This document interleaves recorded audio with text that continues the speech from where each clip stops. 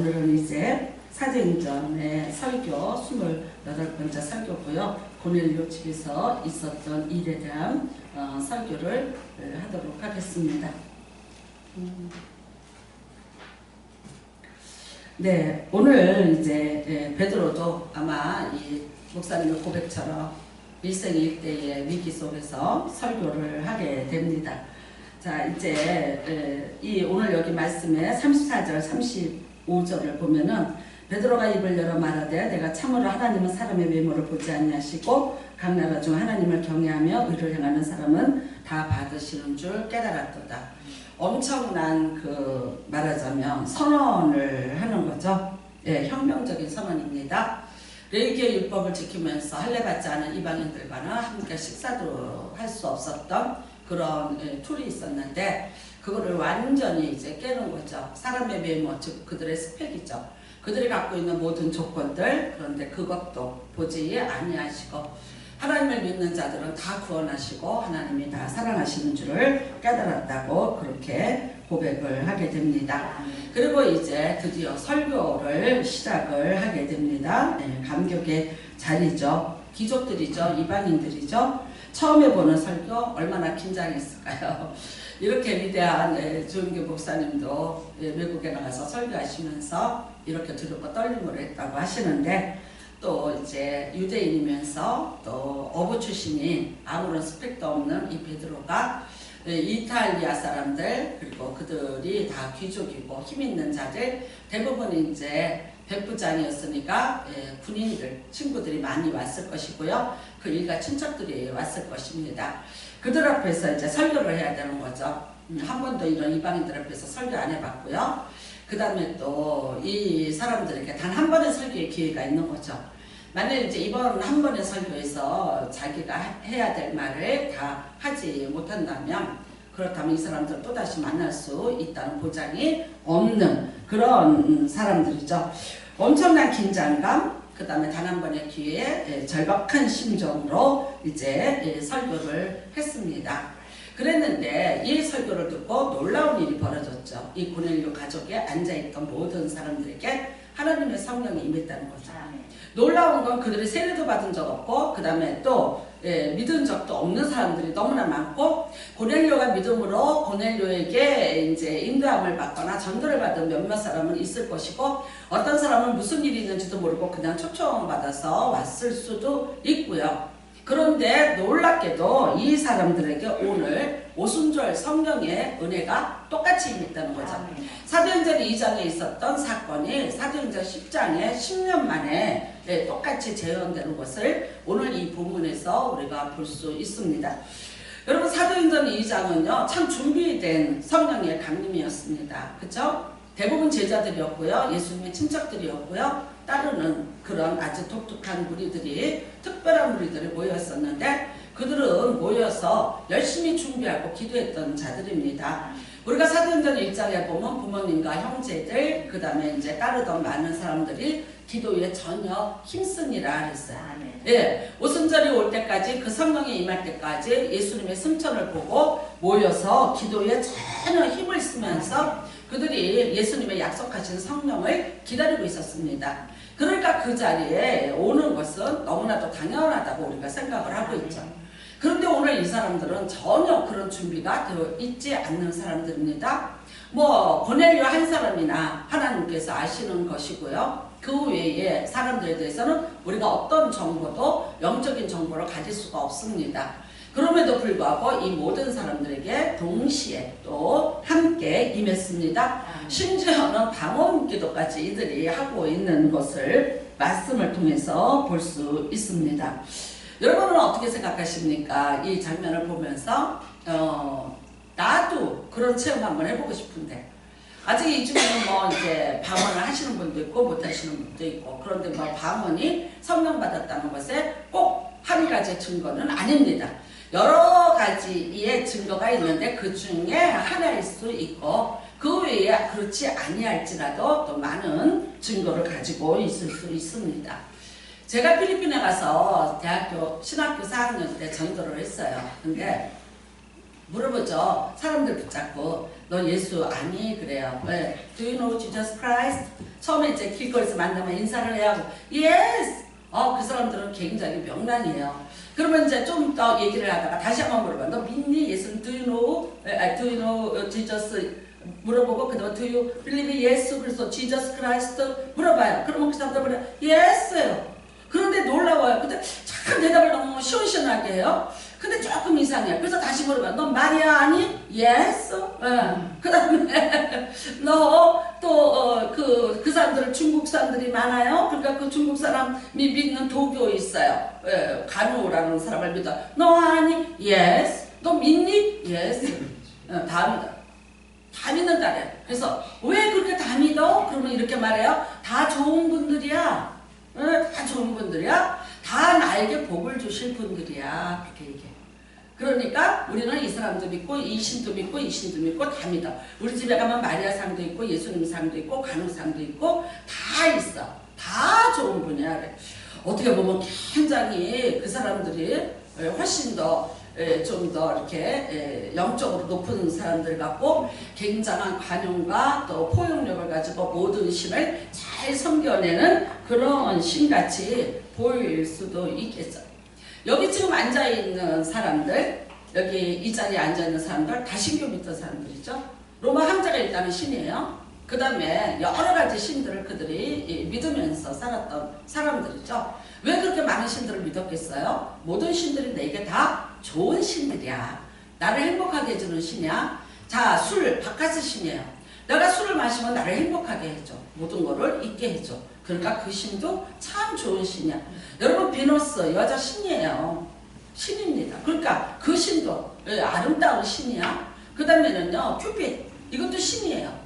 내가 그 사랑의 신을 만나면 내가 사랑에 행복해. 그러니까 세상에 수많은 신들이 다 나를 행복해 해주고 또 나에게 유익을 주는 신들이야. 그래서 그 신들의 형상을 만들어 놓고 부자일수록 그런 것들을 다 집안에다가 진열을 해놓고 그리고 그들을 바라보면서 그들에게서 그 사랑을 구하고 그 행복을 구하고 그 기쁨을 구하면서 살았던 사람들이 이 사람들이죠.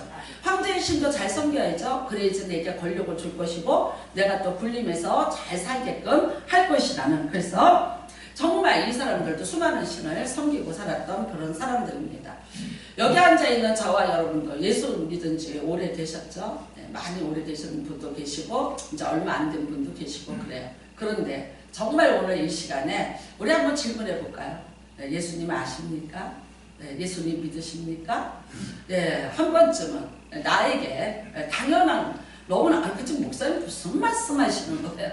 너무나 당연한 얘기 같지만 내가 다시 한번 나한테 같이 한번 질문을 해보는 시간이 되시기를 바랍니다. 그리고 한번 이런 생각해보죠. 왜 이 사람들에게는 이렇게 순간에 이런 성경이 임하고 이렇게 변했나? 사실 이 사람들은요, 여기에서 우리가 뭐 이 사람들 이름은 모르고 뭐 모르지만 로마서 16장에 보면은 이 사람들이 몇몇 사람의 이름이 나옵니다. 그리고 결국 이 사람들이 다시 로마 본국으로 가서 예수 그리스도를 믿으면서 로마의 복음이 정착되도록 하는데 굉장한 일조를 하는 그런 말하자면 선발대 같은 역할을 하는 사람이 이 사람들입니다. 여러분, 우리가 사도 바울이 나중에 보면 로마에 가서 2년을 머물러요. 그런데 거기서 그 비싼 로마에 집값을 내면서 먹고 살면서 또 사도 바울을 찾아오는 사람들을 아무도 금하지 않았다. 아니 그 이전에 베드로는 십자가에 못 박혀 죽어요.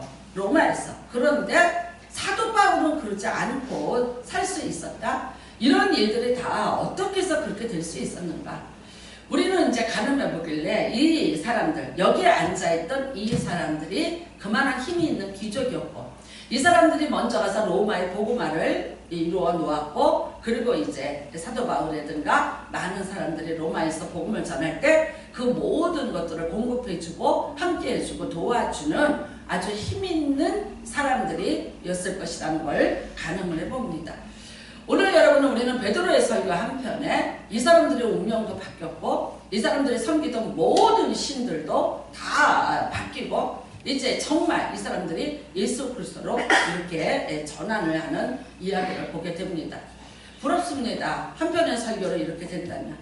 제 설교를 뭐 오랫동안 들으신 분들도 계시고 또 그렇지 않은 분들도 계신데 나는 이제 설교자로서는 이런 일들이 일어난다면 더 이상 얼마나 행복하고 보람 있는 일이겠습니까? 여러분 오늘 정말 우리는 그러면 베드로의 설교에 대해서 한번 분석을 해보는 시간이 되시기를 바랍니다. 무엇을 설교했는가 이거죠. 요즘에 이렇습니다. 설교, 인문학 강의죠. 아주 좋은 그런 이야기들, 인문학적인 좋은 교양 있는 강의들을 많이 설교 시간에 하는 것을 볼 수 있습니다. 왜? 그래야 사람의 공감대를 많이 형성할 수 있고 그 다음에 교회 가서 정말 내가 이해되지 않고 받아들이지 않고 믿어지지 않는 이야기보다는 한편에 그래도 인문학 강의를 들으면 내 마음에 남는 것이 있고 이제 좋다는 거죠. 그 다음에는요, 요즘에는 이제 이너힐링이라고 그러죠. 치유, 목회라고 얘기를 합니다. 그래서 주로 상담학적인 그런 설교들을 또 많이 하십니다. 정서적인 안정을 좀 가져오고요. 마음에 또 모든 사람들에게 아픔이 없는 사람이 어디 있겠습니까? 물론 강약의 차이는 있지만 그 모든 아픔에 또 대한 어떤 치유가 일어나면서 또 이제 하나님을 만나게 하겠다는 그런 의도로도 합니다. 그런데 놀라운 건 이거죠. 어떤 종교나 이거는 다 있다는 거예요. 어떤 종교나. 여러분 사랑하고 살아라, 착하게 살아라. 어떤 종교는 안 그렇습니까? 우리는 자비라는 단어를 쓰죠. 불교는 가면 대자대비예요. 네, 더 자비롭게 해라. 더 많은 사람들한테 선을 베풀면서 살으라고 가르치고 있습니다. 우리가 천주교보다 우리가 지금 많이 이렇게 뭐랄까 사람들로부터 공감대를 형성하지 못한 이유 하나 이겁니다. 천주교는요 사회운동을 합니다. 사회운동. 그 다음에 이제 또 뭐 무슨 일이 있으면은 적극적으로 나서서 그것에 대해서 반응을 보이고 또 많은 사람들을 위해서 그분들이 같이 일을 하시고 이러는 것을 보고 있습니다. 그래서 요즘 이제 이런 말 하죠. 기독교는 독선적이다. 자기네만 옳다고 그런다. 자기네 얘기만 한다. 그 다음에 조금 더 이제 영적으로 터치가 들어가면 그게 진짜일까? 그런 일이 있을 수 있을까? 너무 현실적이지 않잖아? 조금 비과학적이잖아? 좀 상식에서 너무 벗어나는 것 같지 않아? 저런 일들을 진짜 우리가 있다고 생각을 해야 되는가? 그러면 성경은 믿어요. 믿습니다. 그래요. 성경은 2000년 전에 예수님께서 하신 일이고 오늘 우리는 아니잖아. 내가 예수가 아니고 목사님이 예수가 아니잖아. 그런데 그런 일이 어떻게 있을 수 있겠는가라는 그런 질문을 많이 던지죠. 제가 이제 이 설교를 하면서 예를 들어서 뭐 영적인 얘기, 그 다음에 뭐 귀신 쫓는 얘기를 하니까 어떤 분이 그러더라고요. 그런 얘기 안 하면 참 많은 사람이 올 수 있을 텐데 순복음에다가 여자 목사님에다가 귀신 쫓는 얘기를 많이 하니까 오고는 싶은데 조금 거부감이 있다는 얘기를 해요. 라는 얘기를 제가 들었습니다. 그러면 여러분 과연 어떤 게 정답일까요? 미국의 플러 신학이라고 유명한 신학이죠. 그리고 한국의 목사님들이 제일 많이 유학을 가는 그런 곳입니다. 물론 이제 거기 한국어 강의가 있기 때문에 한국 목사님들이 많이 가시더라고요. 네, 거기에서 이제 발표를 했습니다. 뭐라고 했나? 우리에게 두 가지 오류가 있다. 우리 플러에서 가르쳤는데 두 가지의 우리의 신학의 오류를 범했다고. 누가 말하는 것이 아니고 비평하는 것이 아니고 그들이 자체 내에서 그걸 발표를 했습니다. 그게 두 가지가 뭐냐면 첫 번째가 이겁니다. 교회 성장함. 예, 교회가 성장할 수 있다. 학이 될 수 있다. 그러니까 배우면은 성장이 가능하다. 이렇게 배우고 이렇게 배우고 이렇게 배워라. 그러면은 교회는 성장한다고 가르쳤습니다. 여의도 순복음교회 교회 성장하게 소장님이 계셨습니다. 그분도 이제 여의도에 계시다 나와서 수지라는 곳에다가 교회를 개척을 했습니다. 누군가 물어봤습니다. 네가 가르친 대로 되든가. 신학생들은 그걸 다 들었어야 되고요. 조장들도 다 들었어야 되고요. 그게 순복음을 다니는 사람에게는 어떤 하나의 공부를 하고 또 이제 그거를 받아들여야 되는 하나의 통과 의례처럼 그렇게 되어 있습니다. 여의도 순복음교회가 그렇게 성장했기 때문에 온 세계에 그래서 CGI 교회의 성장을 어떻게 하는가? 전 세계에 세미나가 있었고 수많은 세계 목회자들이 와서 그걸 듣고 갔습니다. 근데 정작 그거를 가르쳤던 플러 신학의 그 박사님께서 교회를 개척을 하셨어요. 그런데 어떻게 됐냐? 전혀 자기가 학대를 했는데 안 되더라는 거죠. 굉장히 자신감 있었어요. 최소한 내가 10만 명 목회를 한다고 그렇게 큰 소리를 치셨었는데 지금 제가 알기로 200~300명을 하고 계시다는 얘기를 들었습니다. 그러니까 여러분, 교회가 성장하는 것이 이게 학문으로 될 것이다. 아니죠. 성령의 역사하심이었습니다. 성령의 아주 뭐라 그럴까요? 주권적인 그런 역사였죠. 물론 사람의 이런 방법 이런 방법이 조금의 도움은 될 수 있으나 그러나 이게 여러분 한번 이렇게 생각해 보세요. 우리나라에 큰 부자가 있다. 근데 사람들이 이랬어요. 작은 부자는 노력해서 되지만 큰 부자는 하늘에서 돼야 된다. 우리 민족은요 너무나 똑똑해요. 여러분들이 다 바보라서 큰 부자 못 되고 다 이거리 씨 같은 재벌 못 됐나요? 아니에요. 하늘에서 내는 게 있는 거예요. 우리나라 사람은 하나님을 모를 때도 하늘의 하나님을 머릿속에서 인정하고 삶 속에서 속담으로도 고백하면서 살았어. 왜? 같은 생족이기 때문에 그러거든요. 근데 실질적으로 이제 우리는 잘 몰랐던 거예요. 그쵸? 자, 그 다음에 이제 하나가 뭐냐면 이너 힐링 그래요. 마음의 치유. 이걸 우리가 할 수 있다. 물론 맞습니다. 예수님이 우리 안을 치유하시죠. 우리의 상한 마음, 아픈 마음들 다 치유하시고 위로하시고 하나님도 말씀하셨습니다. 내 백성을 위로하라. 위로하지 않으면 안 될 만큼 이 힘든 세상을 살아내는 자들을 위해서 하나님도 그렇게 말씀을 하셨습니다. 그런데 여러분 그 위로가 얼마가 갈까요? 어느 정도 간다고 생각을 하십니까? 몇 시간 갈까요? 어쩌면 제가 여기서 여러분에게 아무리 눈물을 흘리면서 얘기한다 할지라도 그래요. 잠깐 같이 공감하고 같이 눈물을 흘릴 수 있지만 그런데 그 다음에 남는 것은 무엇이 있을까? 결국은 또 내 현실로 돌아오고 내 문제 안으로 들어오면 나는 또 그것이 사라져버리고 이것이 끊임없이 이제 반복이 되고 있는 거죠. 오늘 여기에 앉아있는 우리 모두 중에서도 또 이런 과정을 겪고 있는 분도 있으리라고 봅니다. 근데 오늘 원하기는 베드로의 이 설교 내용은 여러분 바로 이 모든 무슨 고넬료 가정에 있는 모든 사람들을 이렇게 성령받게 하고 이렇게 변화시켰다. 이게 이래로 끝나는 거 아니라는 거죠. 이 설교는 지금도 이어져야 되는 설교고 우리가 전해야 되는 복음의 핵심이고 또 계속해서 주님 오실 날까지 우리가 이 예수 그리스도를 증언을 해야 된다는 거다. 설교는 여러분 사람에게 물론 하나님이 주시는 것이지만 그렇지만 하나님이 누구신지에 대한 정확한 정보가 있어야 되고 내가 왜 다른 많은 신을 섬겼는데 그 신들을 버리고 예수를 선택해야 되고 내가 예수를 믿어야만 하는가에 대한 그 정보와 그 다음에 그 해답을 가지고 있어야 된다는 거죠. 오늘 베드로의 설교가 바로 그 설교입니다. 여러분 우리가 증거해야 될 이야기들 우리가 반드시 믿어야 될 이야기들 그리고 우리가 끝까지 우리가 이것을 붙잡고 가야지만 내가 그리스도인이 될 수 있는 것입니다. 저는 물론 그렇고 여러분도 그렇고 힘있는 그리스도인들이 되기를 원합니다. 정말 힘찬 그리스도인들이 되기를 원합니다. 모든 것을 다 넉넉히 이겨내고 일어나는 그런 자들이 되기를 원합니다. 오늘 이 베드로의 설교를 한번 우리가 가늠해 보면서 그런 여러분들이 되시기를 주님의 이름으로 부탁을 드립니다. 사실 여러분 우리가 하나님을 믿어요. 봤어요. 그렇죠?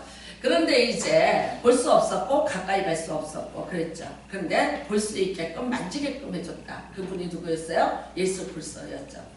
그래서 우리가 요한일서 1장에 보면 사도 요한이 이런 고백을 합니다. 내가 지금 우리가 들은 바요 눈으로 본 바요 자세히 보고 우리의 손으로 만진 바라. 네. 사도 요한은 예수님에 대해서 들었었는데 이제 내가 눈으로도 봤다 그래요. 그 다음에 자세히 봤다. 그러니까 그분의 모든 일거수 일투족, 그분의 어떤 성향, 그분의 어떤 본성, 그분의 어떤 그 정체성에 대해서 내가 이제 이걸 다 알았다는 거죠. 봤다는 게 눈으로 보고 끝났다는 게 아니라 보면서 그분의 이 모든 것들을 내가 알게 됐다고 말을 하는 거죠. 그 다음에는요, 내가 분명히 손으로 만진 바까지 됐다고 이렇게 고백을 하고 있습니다. 정말 사도 요한이 이런 고백을 하면서 이제 자기가 만난 그 예수 그리스도에 대해서 글을 쓰고 있는 책이 요한복음과 요한 1, 2, 3절입니다. 왜 이렇게 했겠습니까? 몰랐다는 거죠. 몰랐습니다. 제자들이 여러분 예수님과 3년 반을 있었는데 예수님은 알았어요? 알았어요? 몰랐어요. 예수님 믿었어요? 에이 몰랐어요. 안 믿었어요. 가끔 이랬어요. 풍랑을 자작게 하면 혹시 하나님의 아들이 아닐까? 저분이 그분 아닐까? 병든 자를 살리니까 혹시 그럴까? 아니요. 또 돌아서면 아니었어요. 왜? 나랑 똑같이 밥 먹고 나랑 같이 화장실 갔다 오고 나랑 같이 손을 씻고 발을 씻어야 되는 평범한 사람. 때로는 화도 내요. 때로는 또 분노도 하세요. 뭐 때로는 피곤해도 하세요. 그분을 어떻게 내가 신이라고 인정을 하고 살겠어요. 그러니까 제자들이 이게 마음이 왔다 갔다 하는 거예요. 그 다음에 여러분 이 제자들이 예수님을 통해서 얻고자 하는 것은 끔찍하게도 다른 뜻이 있었죠. 왜? 첫째는 이제 가룟유다 같은 사람은요. 나라 좀 한번 건져보자. 두 번째 사도 요한이든가 야고보나 베드로는 출세 좀 해보자. 내 운명 좀 바꿔보자고 모였던 사람들이죠. 그러니까 줄서기를 했죠. 예수님 앞에. 내가 좀 출세를 해보겠다는 줄서기를 했고요. 심지어 여러분 이 요한 같은 사람은 엄마 살로메까지 불러다가 예수님 앞에서 내 아들 하나는 우의정에 하나는 좌의정에 앉혀달라고 그렇게 말하자면 청원을 넣을 정도의 다급함. 베드로한테 늘 밀리는 것 같으니까. 그래서 세상 것을 잡으려고 했었죠. 그런데 그 세상 것을 내가 잡으려는 거를 예수님을 통해서 잡힐 듯 했는데 안 잡혔어요. 또 끝내는 예수님이 그냥 십자가에서 돌아가셔요. 황당했죠. 여러분 이 황당함이 분노로 갔어요.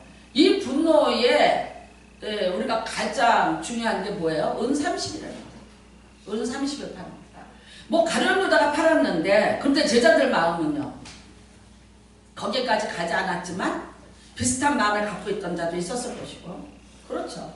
은 30 종의 몸값입니다. 종의 몸값. 젊은 33살 먹은 내가 몸종을 하나 살려면 은 30을 주고 사는 거예요. 그러니까 예수님을 어떻게 계산한 거예요? 그냥 사고 파는 노예로 생각을 하고 팔았어요. 그게 뭡니까? 이 사람들이 예수님에 대한 기대치 근데 그 기대치를 이루지 못한 것에 대한 분노가 결국 이런 결과를 낳게 되는 거죠. 어떻게 생각하십니까? 여러분 정말 우리가 예수님을 믿는다. 믿습니다. 다 알아요. 그거 왜 몰라요? 날마다 하고 있어요. 자, 이 중에는 사도신경이 뭐 다 이 내용 안에 들어가 있습니다. 아까 여러분들 다 고백했습니다. 전능하사 천지를 만드신 하나님 아버지를 내가했어. 저로서 산자와 죽은 자를 심판하러 오신다. 그 내용입니다. 베드로의 설교가 곧 뭐가 되느냐? 나중에 사도신경이 되는 거죠. 그래서 저와 여러분이 예배 드릴 때마다 이것을 고백을 하면서 듣고 있습니다. 그런데 한 가지 우리가 우리에게 질문하자고요. 근데 나에게는 왜 영적인 힘이 이렇게 솟구치지 못할까? 왜 내게는 말하자면 내가 이 수 없는 고백을 수천 번 수만 번을 했음에도 불구하고 정말 이 고넬료 가정에 앉아있는 이 사람들과 같은 어떤 역할 그리고 그런 어떤 은혜가 임하지 않았을까라는 질문 한번 해보는 시간 되시길 바랍니다. 차를 대우받은 것 같은 느낌 안 드세요? 혹시 이 사람들은 이방인이기 때문에 또 로마인이기 때문에 하나님의 어떤 선교 사역을 위해서 특별히 택한 사람이기 때문에 특별한 은혜가 임했을 거야. 그리고 그거는 2000년 전의 이야기야. 베드로가 있었던 이야기야. 오늘 우리는 아니야. 라고 하신다면 여러분들은 하나님이 어제나 오늘이나 영원토록 동일하시다는 말씀에 위배되는 신앙 고백이 됩니다. 자, 영원토록 동일하십니다. 오늘도 임하셔야 됩니다. 아멘. 네, 우리에게 그렇게 임하셔야지 됩니다. 사실 이 사람들은요, 이 설교를 듣고 변해서 또 여기에 성령에 임해서 그 다음에 이 사람들 갖고 있던 모든 귀족의 자기가 갖고 있던 영화로운 것들 많이 잃어버려야 됐을 거고요. 그 다음에 이제 또 로마로 들어가서 살면서도 많은 제재를 받아야 됐을 것이고 그 다음에 우상에게나 황제에게나 절하지 않고 살면서 자기들이 지금까지 살아온 전통과 그리고 모든 법으로부터 많이 이렇게 소외를 받으면서 살아서 어쩌면 이 땅에서 자기들이 힘써서 가지고 있던 많은 것들을 손실을 당할 수 있을 것입니다. 분명히 그렇게 됐을 것입니다. 그럼에도 불구하고 이 설교한 편으로 이제 예수 그리스도를 만나게 됩니다. 여러분, 우리가 다 아는 얘기입니다. 그런데 오늘 베드로 설교 분명합니다. 예수 그리스도에 대해서 증거를 하고 있습니다. 무슨 뜻입니까? 예수는 사람이 아니라 하나님의 주권하에 있는 신이라는 거죠. 하늘에 계신 우리 아버지요, 이름이 거룩히 여김을 받으시오. 그 전까지 하나님은 아도나이, 주여, 상전이었지 내 아버지가 아니었어. 근데 하늘에 계신 우리 아버지라고 선언하신 분은 예수 그리스도. 그런데 이거를 여러분 예수님만 하시겠다는 거 아니, 너희도 똑같이 해. 너희에게 가르쳐주는 기도문이야. 똑같이 나처럼 해봐. 하늘에 계신 우리 아버지. 그러면 여러분 예수님만이 아버지가 아니라 우리도 아버지가 되는 거죠. 예수 그리스도가 누군가? 하나님이 보내신 분이라는 거예요. 예수님이 이런 말씀하셨어요. 나를 본 자가 내 아버지를 본 자라. 하나님을 본 자라 했어요. 그랬더니 그 잘난 사두개인이 뭐라고 물었어요? 네가 그럼 아브라함보다 나이가 많으냐? 그랬어요. 참 여러분 상식적인 질문이죠. 내가 하나님을 봤고 내가 아브라함도 봤다고 그러니까 나는 하늘나라에서 하나님과 있었던 자라니까 네가 그럼 나 아브라함보다 나이가 많으냐? 새파랗게 찾는 것이 이렇게 되는 거죠. 그렇죠? 그러니까 하나님이 어디서 왔고 누구인가에 대한 존재에 대한 이 정확한 정체성에 대한 정보가 있어야 된다는 거예요. 여러분은 예수 그리스도를 믿으시면서 누구라고 생각하십니까? 그분은 하나님의 아들이세요. 하나님의 본체세요. 그분 자신이 하나님이세요. 아멘? 맞아요. 하나님이십니다. 하나님이 갖고 계시는 모든 권세와 능력과 그 독특성과 그 모든 것을 하나로 뭉쳐서 한 단어로 얘기하자면 전능하신 분이에요. All my God. 그래요. 여러분 전능하신 분이에요. 그런데 정말 여러분이 하나님 믿으시면서 그분 전능하신 분으로 믿으세요? 안 그러시잖아요. 저는 오늘도 또 어떤 분이 뭐 병원에서 무슨 소리 들었다고 그런 얘기 들었어요. 근데 뭐라 그래요? 끝까지 갑시다. 흔들리지 마라. 끝까지 가자. 그래요. 우리가 때로 흔들리죠. 네. 수많은 이 땅의 정보로 인해서 내가 하나님에 대한 정보, 예수 그리스도에 대한 모든 것들이 뿌리째 흔들릴 때가 있어요. 이게 뭡니까? 우리에게 불안과 염려가 됩니다. 하나님은 여러분 정말 전능하신 분이에요. 모든 것을 하시는 분이에요. 그러면 그분이 보내신 분이 예수 그리스도인데 그분도 올마이갓이에요. 예수님도 모든 것을 할 수 있는 분이에요. 근데 여러분 왜 걱정하시고 왜 염려하고 계세요? 그분께서 예수님이 이 땅에 오실 때 성령과 능력을 기름 붓듯이 부어줬다고 했어요. 스피릿 그리고 파워. 여러분 하나님의 영을 부어주시고 그 다음에 힘, 권세를 그 능력을 한없이 많이 부어주셨다래요. 언제였습니까? 예수님이 요단강에서 세례받으실 때 하늘문이 열리셨습니다. 내 사랑하는 자여 내 기뻐하는 자여. 공생의 빵빠레를 하나님, 성령님, 예수님 삼위일체가 그 요단강가에 서서 같이 박수치면서 그 출발을 축하해주면서 시작이 됐다고요. 그런데 그때부터일까요? 아니요. 예수님은 이미 이 땅에 오실 때부터. 네. 여러분 이 땅에 사람의 몸을 빌려서 왔지만 그분은 하나님 그 본체를 가지고 이 땅에 오신 신인 존재예요. 제자들이 알았나요? 몰랐습니다. 전혀 몰랐습니다. 나사렛 예수라고 여기 오늘 본문에 말하고 있지 않습니까? 무슨 뜻입니까? 예수님의 스펙을 얘기하는 거죠. 비하에서 하는 말이죠. 나사렛 사람이지 않는가? 그 예수. 그런데 그 예수가 실질적으로는 하늘로부터 성령과 능력을 한없이 부음을 받고 이 땅에 오신 분이라는 거예요. 그 예수 그리스도를 여러분이 믿으셔야 되는 겁니다. 믿으시는데 예수님답게 믿어주시기를 주님의 이름으로 축복합니다. 제한적으로 믿지 마십시오. 그분이 받아갖고 왔고 그분을 주신 하나님이 존재한다는데 그분을 믿는 신앙이라면 그분이 갖고 계시는 모든 능력에 대해서 우리는 퀘션 마크를 붙이지 마십시오. 믿습니다. 맞습니다. 당신은 내게 그렇게 하시는 분입니다. 라고 믿으셔야 돼요. 그 다음에 이제 뭘 하고 계십니까? 3일 만에 부활하셨다. 죽음을 이기신 거죠. 근데 죽음이라는 건 언제 왔습니까? 에덴 동산에서 왔습니다. 죄의 값으로 왔습니다. 아담과 하와의 죄의 값의 첫 번째가 뭡니까? 죽음이라는 것입니다. 그래서 죽음이라는 거 우리가 뛰어넘을 수 없는 거예요. 그런데 예수님은 부활하셨다는 거예요. 누가 부활시켰어요? 하나님이 부활시켰다는 거예요. 왜 부활시켰어요? 산자와 죽은 자를 심판하는 심판주로 삼기 위해서 부활을 시키셨다는 거예요. 여러분이 사도신경을 하면 저리로서 산자와 죽은 자를 심판하러 오시라. 저리로서가 어디입니까? 저기 하늘나라입니다. 하나님이 계신 그곳으로부터 이 땅에 다시 재림의 주로 오신다는 거예요. 믿으시기 바랍니다. 이단들이 많이 가부를 해서 써버렸어요. 이단들이 예수님이 재림에 대해서 지네들이 가부를 해서 다 써버렸어요. 그래서 우리가 쓸 게 없어졌어요. 재림을 얘기하면 뭐라 그래요? 저 목사님 이상한 목사님인가 봐요. 혹시 캐션마크를 보죠. 그러니까 얘기해요. 될 수 있으면 그런 얘기 하지 마세요. 마귀의 고동 전략입니다. 여러분, 예수님의 마지막 설교 전반부는 가르침이었어요. 하나님 나라에 대해서. 중반부는요, 많은 사역을 하셨어요. 후반부는요, 다시 가르치셨어요. 뭘 가르치셨어요? 천국에 대한 걸 가르쳐주셨어요. 그 천국에 대한 것을 말씀하시면서 결국 어디로 귀결이 됩니까? 다시 오시는 예수 그리스도. 재림의 예수 그리스도. 여러분이 초림의 예수 그리스도를 믿습니다. 그렇다면 재림의 예수 그리스도를 믿으셔야죠. 도적같이 임하신다 그랬어요. 네. 하나님의 천사장의 나팔소리와 능력을 가지고 이 땅에 심판주로 오셔서 알곡과 쭉정이를 가르친다고 했어요. 염소와 양을 가르친다 그랬어요. 왼쪽과 오른쪽을 가른다 그랬어요. 여러분, 심판주로 오세요. 누구를 무서워하세요? 어떤 누구를 무서워하세요?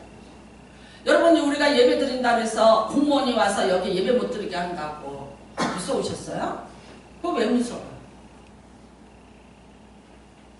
코로나 병이 무서우셨어요? 그것 때문에 그거를 물론 저는 다는 아니라고 보지만 그런데 거기에다가 플러스 알파 공권력을 동원해서 예배를 집단으로 못 드리게 하는 이런 일들 무서우셨어요? 예배를 드리는데 무서움이 없어서 예배 드렸나요? 저도 이렇게 생각했어요. 다음 주에 예배 드릴 수 있을까? 내일 또 우리가 예배를 드릴 수 있을까? 여기서 제가 주일 설교를 하고 내려가면서 항상 주님 다음 주도 이 자리에 서서 예배 드리게 해주세요. 기도하면서 사실 여기 내려갔어요. 왜? 불확실하니까. 그 다음에 기독교 단체에서 계속해서 연락이 왔어요. 예배 드리지 말라고. 공무원보다 더 무서운 지령이 왔었어요. 벌금이 얼마고 어떻게 되고 만약에 성도들에게 병이 생기면 어떻게 됩니다. 저는 사실 토요일 밤마다 설교 준비 안 했어요. 준비보다 더 힘들었던 거는 우리 성도들이 예배 드리고 무사히 가고 우리 성도들이 일주일 동안 세상 속에 살면서 그 병 걸리지 않고 그런 사람들 만나지 않고 전염되지 않기를. 이름 한 사람 한 사람을 부르면서 보혈을 뿌리면서 기도하는데 시간을 다 하려고 지치면 그냥 갔다가 주일날 새벽에 와서 다시 말씀 붙잡고 준비하고 했어요. 어젯밤에도 여기 소독약을 뿌리고 또 기도했어요. 하나님 앞에 예배 드리러 오는 자들 지켜달라고. 나는 지켜주실 줄로 믿습니다. 나에 대한 모든 것을 주님이 무섭죠. 사람이 무서운 거 아니에요. 병균이 무서운 게 아니에요. 나를 심판하실 분이 계세요. 근데 그분은요, 내가 가진 것들 다 벗기고 심판하세요. 내가 감추고 있는 것들, 내가 갖고 있는 모든 허상들, 내가 갖고 있는 모든 스펙들, 내가 겹겹이 쌓은 나의 외투 다 벗기시고 내 안에 있는 거 끌어내셔서 그분은 심판하실 분이에요. 제가 부모님이 살아계실 때는 속일 수 있었어요. 근데 이제 돌아가셨어요. 근데 무서운 거야. 뭐가 됐어요? 귀신들이 됐어요. 그러니까 내가 마음만 생각만 먹어도 다 알고 계실 거야. 내가 동생 미워하는 거 어머 알고 계시겠지? 어머 말 안 하면 옛날에는 몰랐잖아요. 그러니까 돌아가셨는데 더 무서운 불례가 씌워질 것 같은 느낌? 그랬어요. 하나님은 영이시거든요. 여러분 예수님을 이 땅에 보내셨는데 우리를 심판주로 그렇게 심판하실 분으로 이 땅에 보내셨다는 거예요. 맞습니다. 여러분이 세상에서 어떤 평가를 받고 있는지 모르지만 주님의 심판에 대해서 늘 경계성을 잃어버리지 마시기를 바랍니다. 그분 앞에서 거룩하셔야 돼요. 우리를 이 땅에 보내고 우리를 택하시고 우리를 위해서 그분이 죽기까지 하시면서 또 그 죽음을 이기고 살아내시면서 가진 권세는 이겁니다. 그분을 믿는 자를 살려내시는 거죠. 여러분, 우리의 모든 생명이 마귀에게 이미 에덴 동산에서 담보로 넘어가는 거예요. 근데 그분이 다시 뺏어서 살려내셨어요. 그래서 뭐라고 얘기하십니까? 내가 마귀의 일을 멸했다고 하셨어요. 내가 이제 이겼다. 내가 다 이뤘다고 말씀하셨어요. 사도 요한은 알았습니다. 요한 1세 말합니다. 예수님이 땅에 오신 것은 마귀의 일을 멸하려 하십니다. 마귀의 일 중에 가장 큰 거는 병 들고 죽게 만드는 거예요. 여러분, 병이 안 드는데 어디에 병 들었어요? 여기 들었어요. 박지선 씨 보세요. 많은 사람을 재밌게 해주고 행복하게 해줬어요. 그런데 본인은 정작 행복하지 않았고 기쁘지 않았어요. 그러면 그가 했던 몸짓은 뭘 위한 몸짓이었어요? 다른 사람을 위한 몸짓이었어요? 안 그러면 자기가 정말 이 세상에 인기라든가 돈을 얻기 위한 몸짓이었어요? 가족을 벌어먹이고 살기 위한 어떤 위장된 몸짓이었나? 너무나 안타깝고 충격적이에요. 영화배우가 죽었다든지 뭐 이쁜 사람이, 그런데 저는 코미디언이라는 직업을 갖고 다른 사람에게 행복을 주고 저도 그 사람으로부터 굉장한 행복을 느꼈던 사람, 저는 박지선만 나오면 어우 대단해 했던 사람이에요. 그런데 정말 안타까워요. 왜 그래요? 뭐 때문에 그래요? 그 안에 예수만 있었더라면 싶어요. 여러분, 내가 예수님이 여기 계신데 내가 나를 심판하고 앉아있어요. 나를 내가 정죄하고 앉아있어요. 내 인생에 대해서 내가 끝없는 정죄와 심판을 하고 있어요. 여러분이 아니에요. 심판하실 분은 예수 그리스도예요. 스스로 심판하지 마세요. 스스로 정죄하지 마세요. 그러나 스스로 변호도 하지 마세요. 하나님 앞에서 적나라하게 옷을 벗고 내가 지금 그분이 여기에 오신다면 내가 어떤 모습이고 내가 그분을 만날 수 있는가에 대한 거는 그분과 나와의 답이에요. 풀어내시기를 바랍니다. 네. 다 풀어내시고 그 정죄로부터 벗어나세요. 여러분, 이분은 죄사할 권세를 갖고 있는 분이에요. 살리고 죽일 권세도 갖고 있는데 그분은 우리가 갖고 있는 죄에 대해서 그 죄를 사할 권세를 갖고 있는 거예요. 믿으시사 믿을만 하셔서 우리가 입술로 우리의 죄를 진심으로 고백하면 그분은 그 모든 죄를 다 도말해주고 사해주시고 기억도 하지 아니하시고 천국에서 내 기록록에서 그거를 다 삭제시켜 줄 수 있는 권세를 갖고 계신 분이 예수 그리스도입니다. 이분이라는 거예요. 믿으시기를 바랍니다. 여러분은 어떤 죄짐 때문에 내가 전전긍긍하고 그 무거운 짐을 멍해먹을 끌어안고 내가 나를 정죄하고 있고 그 다음에는요 심하게 가리려고 있어요. 아니요, 한 번쯤 가슴을 열고 한 번 앉아서 토설하세요. 어딘가 조용한 공간에 어딘가 내가 정말 내가 하나님을 만나야 되는 어떤 그 골방에 가서 진실하게 물어보세요. 주님, 전데요 라고 한번 물어보세요. 그리고 한 번쯤은 내 모든 위장된 것들을 벗어내고 내 안에 있는 것을 끌어내서 한번 그분 앞에서 한번 훌훌 씻어내는 그런 일이 우리 인생에는 있어야 됩니다. 여러분, 아무도 정답 못 해줘요. 누가 정답을 해주겠어요? 목사요? 정답 못해요. 사람 눈치 안 본다고 저 봐요. 사람 안 무서워한다고 아유 무서워해요. 왜? 지금 말했다가는 난리가 났는데 다시는 안 볼 텐데 제가 가늠해봤어요. 다시는 안 보는 게 낫나? 그래도 차츰차츰 시간을 가지고 또 이제 더 깊이 있게 들어가서 언젠가는 하게 하는 것이 나을까? 뭐 여러 가지 고민해요. 근데 바른말 해주면요. 제가 여태까지 21년 동안 목회하면서 경험한 바로는 열의 9은 튑니다. 깨달았어요. 사람이 할 일이 아니구나. 성령께서 알아서 하셔요. 그래서 기도합니다. 성령님 도와주세요. 성령님 깨닫게 해주세요. 제가 어떤 거를 받았을지라도 저도 불완전한 인간이기 때문에 다 완전하다고 말할 수 없어요. 자신감 있게 얘기할 것 있기도 하고 없기도 해요. 저도 오답이 있을 수 있어요. 그러니까 저한테 묻지 마세요. 목사님 이게 맞아요? 틀려요? 내가 이래도 돼요? 저래도 돼요? 몰라요. 몰라요가 답이에요. 뭘 아는 척해요. 그것도 이상해요. 제가 제일 좋아하는 유행가가 있어요. 요즘에 좀 안 불렀네. 하도 오래돼갖고. 내가 나를 모르는데 남들 너를 알겠느냐? 난 이게 정답이야. 아는 척하는 게 거짓말이야. 설명시 오는 거 있어요. 왜 없겠어요? 성령께서 설명시 가르쳐주세요. 근데 또 중요한 건 뭐냐면 사람이 말해서 되는 것보다는 하나님이 말씀하셔서 하나님이 직접 하시는 것이 더 낫더라 이거지. 그래서 기다리고 있는 중. 네, 여러분, 우리 하나님은 이런 분이고요. 이 하나님이 부르신 예수 그리스도는 이 세 가지 권세를 가지고 오늘 우리에게 임하신 분입니다. 믿으십니까? 정말 믿으세요? 그분 앞에서 죄를 한번 토해내고 그 죄 사함 받을 수 있는 기회를 얻으시고 그 죄의 모든 멍에로부터 벗어날 수 있는 은혜를 여러분이 누리시기를 간절히 바랍니다. 그리고 자유하십시오. 평안하십시오. 그 다음에는요, 모든 막혀있는 것들이 뭐 때문에 막혀있는가 잘 분별해보세요. 물론 여러 가지 이유가 있는데 그 중에 뭐라 그러셨냐면 너와 나 사이에 담이 있다고. 근데 그 담이 좀 오래되고 그 다음에 점점 높아지면 허물어지기가 쉽지 않죠. 빨리 허무는 게 쉽잖아요.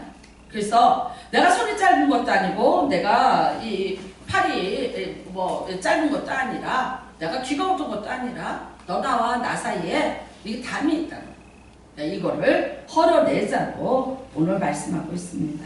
여러분, 이 설교입니다. 이것에 대한 믿음만 가지고 있다면 오늘 여러분에게 성령이 임하십니다. 여러분의 안 속에 지금도 내가 성령이 오시는데도 그걸 거부하고 인정하고 받아들이지 않는 것들이 있는 거예요. 오늘 그거를 다 훌훌 털어내버렸어요. 왜 나는 같은 예수를 믿는데 이렇게 힘이 들게 믿어야 하는가? 한 번쯤 생각해 보셨어요? 교회만 올라면 다리가 부러워요. 머리가 아파요. 교회만 올라면은 온 몸에 열이 나기 시작해요. 세상에서 가장 힘든 시간이 교회 와서 예배 드리는 시간이 되면 참 여러분 어려운 거예요. 기름이 떨어진 차를 갖다가 내가 억지로 몰아보세요. 얼마나 갈 수 있어요?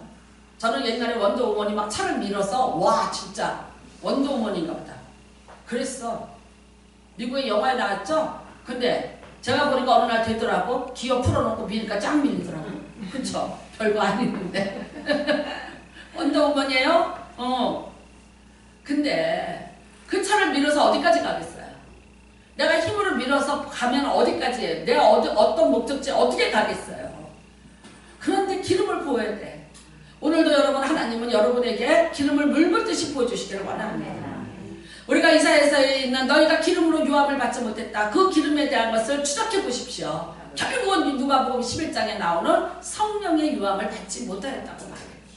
예수님조차도 성령이 임하시니까 그러니까 내가 가난한 자에게 내가 병든 자에게 갇힌 자에게 내가 복음을 선포할 수 있다라고 말씀하셨어요.